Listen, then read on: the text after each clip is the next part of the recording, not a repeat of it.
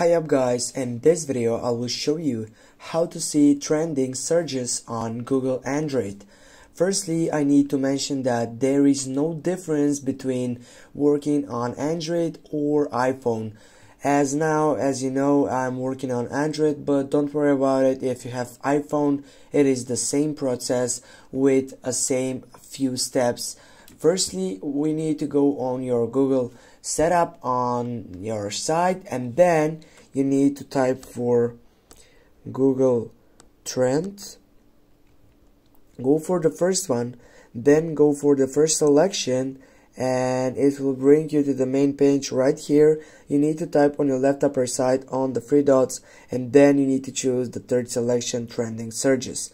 Now as you can see, this is not available for my region, but if you are on different region, you're gonna be able to get up to this trending site.